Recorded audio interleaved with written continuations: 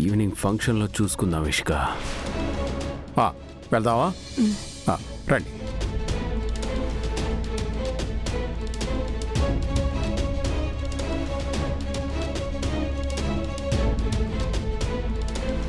Phone చేయగానే వచ్చారు.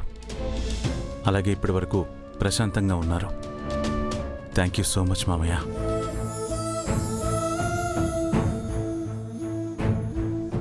అందరూ చెప్పిందే మళ్ళీ నేనెందుకు చెప్తున్నాను అనుకోకండి.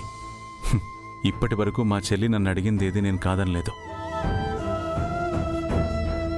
ఈరోజు మీ ఆశీర్వాదం కావాలని అడిగింది. అందుకే మీరు తప్పకుండా రావాలని ఇన్వైట్ చేస్తున్నాను. అతయ్య వెళ్ళొస్తాను. అలాగే రుద్ర.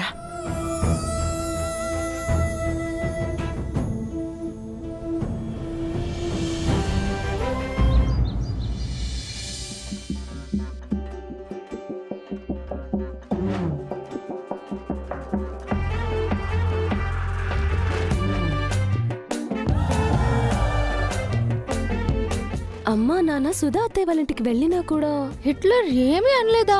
దట్టు ఫంక్షన్ కి కమింగా. నేను ఇంకా పెద్ద గొడవ జరుగుతుంది అనుకున్నాను. ఎలాంటి గొడవ జరగదని నాకు ముందే తెలుసు. ఎందుకంటే రుద్ర వెళ్ళాడు కదా, అలా సెట్ చేసేస్తాడంతే. కరెక్ట్ గా చెప్పా బాబాయ్. అన్నయ్య మజాకా. ప్రీతి, మీ ఆయన మై కోపీ ఆల్సో గో కదా, వాళ్ళ గురించి కూడా చెప్పు. ఆ వాళ్ళు బిజినెస్ మాత్రమే మేనేజ్ చేయగలరు పిన్ని. బంధాల్ని కుటుంబాన్ని మేనేజ్ చేయటం రుద్ర అన్నయ్య దగ్గరే నేర్చుకోవాలి. అన్నయ్య, ఏంటన్నయ్య అలా అయిపోయావు? నా నిన్నదంతా నిజమేనా? అల్లప్పుడు పెద్దమ్మాయి దారిలో ఎదురైతేనే ఆ ఎట్లని నానా మాట్లాడి గొడవ చేసినాడు. అలాంటిది పెద్ద బాబుతో సహా వాళ్ళ ఇంటికి వెళ్తే ఆయన ఏటి అనకుండా అతిథి మర్యాదలు చేశారు అంటే నా బుర్ర బ్లాక్ అయిపోయినది. ఏదైతేనే సాయంత్రం సీమంతం ఫంక్షన్ కి సుధా అమ్మ వస్తుంది, అంతే చాలు. వదిన అన్నట్టు సుధా అత్తయ్య వాళ్ళ అమ్మాయి కూడా ఇంటికి వచ్చేసిందంట కదా? అవును. Bad luck. What bad luck baby? ఏం లేదు మమ్మీ, రుద్ర అన్నయ్య గంగావతిని పెళ్లి చేసుకోకుండా ఉండుంటే రుద్ర అన్నయ్యకి సుధా అత్తయ్య కూతురికి పెళ్లి జరిపించేసి రెండు ఫ్యామిలీస్ ని కలిపేసేవాళ్ళం కదక్క. అది కూడా నిజమే అనుకో. ఇప్పుడు కూడా మించిపోయిందేం లేదు. గంగ సరే అంటే రుద్ర అన్నయ్యకి సెకండ్ మ్యారేజ్ చేసేయచ్చు.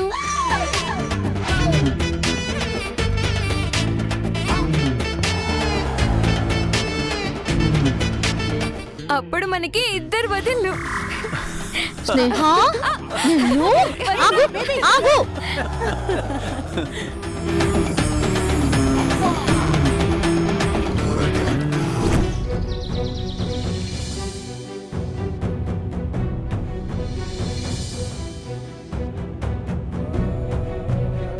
సుధా, ఏమిటిది? మీకెలా కృతజ్ఞతలు చెప్పాలో నాకు తెలియడం లేదండి. అరే లే. మా అన్నయ్య వదిన మన ఇంటికొచ్చారని తెలిస్తే మీరు కోపంతో గొడవ చేస్తారేమోనని చాలా భయపడ్డానండి. నిజానికి వాళ్ళు సీమంతానికి పిలవడానికి వచ్చారని తెలియగానే మీరు కూడా ఉండుంటే బాగుండు అనిపించింది. కానీ మిమ్మల్ని పిలిచేంత ధైర్యం చేయలేకపోయానండి. కానీ రుద్ర మీరు రావాల్సిందే అని పట్టుపట్టడంతో మీకు కాల్ చేశాను. వాళ్ళు ఎంత గౌరవంగా ఆహ్వానించడానికి వచ్చారో మీరు కూడా అంతే గౌరవంగా హుందాగా ప్రవర్తించారు. నాకది చాలా సంతోషంగా అనిపించిందండి. చూడు, నేను అమర్యాదగా ప్రవర్తించేవాణ్ణయి ఉంటే నీ మేనల్లుడు రుద్ర, అతని భార్య గంగ మన ఇంట్లో అడుగు పెట్టుండేవారే కాదు. నీకు అర్థం కాని విషయం ఏమిటంటే, నేను నీకు చాలా విలువిస్తాను. నన్ను ప్రేమించి పెళ్లి చేసుకుని నీ వాళ్ళందరినీ కాదనుకని మరీ నన్ను నమ్మి వచ్చేసావన్న భావన నాకెప్పుడూ ఉంటుంది. అందుకే నీకే కష్టం రాకుండా చూసుకోవాలనే అనుకుంటాను. నీకు కావలసినవన్నీ ఇస్తున్నా కూడా ఇంకా నువ్వేదో వెలితిగా ఫీల్ అవుతున్నావు. ఇవాళ కూడా మీ అన్నయ్యని నేను ఒక్క మాట కూడా అనలేదు అంటే అది నువ్వు బాధపడకూడదనే, నీ గౌరవం నిలబెట్టాలనే. బికాస్ భర్త ప్రవర్తన భార్య గౌరవానికి కారణం అవుతుంది. భార్య ప్రవర్తన భర్తకి గౌరవాన్ని తెచ్చిపెడుతుంది. నువ్వు నాకెంతో గౌరవాన్ని ఇచ్చావు, నా గౌరవాన్ని నిలబెట్టావు. నేను నీ గౌరవాన్ని నిలబెట్టాలి కదా మరి. అయితే మీరు సాయంత్రం ప్రీతి సీమంతానికి నాతో పాటు వస్తున్నారా, లేక వాళ్ళ ముందు సరే అని ఫార్మాలిటీకి అన్నారా?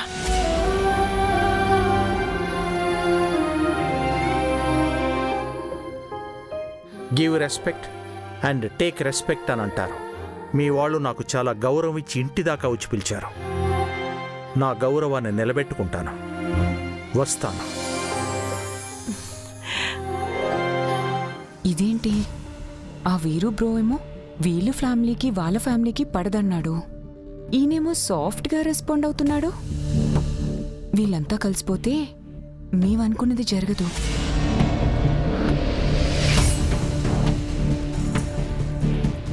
ఏంటమ్మా నువ్వు మరీ ఇంత సెంటిమెంటల్ ఫూల్గా ఆలోచిస్తే ఎలా? వాళ్ళ ఇంటికి రావడం నాన్నకిష్టం లేదని తెలుసు కూడా ఎందుకు పిలుస్తున్నావు? నాన్నేదో ఫోర్స్ఫుల్గా సరే అన్నారు కదా నాన్న. Shut shut your mouth. తల్లిదండ్రులు మాట్లాడుకుంటుంటే మధ్యలో ఇన్వాల్వ్ కాకూడదన్న మేనర్స్ నీకు తెలీదా? నువ్వు మా కూతురువే కావచ్చు, నీకు అన్ని హక్కులు ఉండొచ్చు, బట్ నీ లిమిట్స్లో నువ్వు ఉండాలి.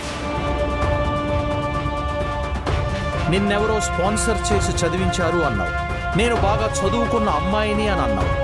నువ్వు చదువుకున్న చోట మేనర్స్, డిసిప్లిన్ వాళ్ళు నీకు నేర్పలేదా? ఏమండి, అమ్మ ఏదో తెలియక మాట్లాడింది, నేను చెప్తా కదా. మీరు వెళ్ళి రెడీ అవ్వండి, మనం అందరం కలిసి వెళదాం. వెళదాం. కానీ అంతకంటే ముందు నువ్వు నాకు మాట ఇవ్వాలి. ఏంటండి అది? నా మాట కాదనను అని ఒట్టేయి.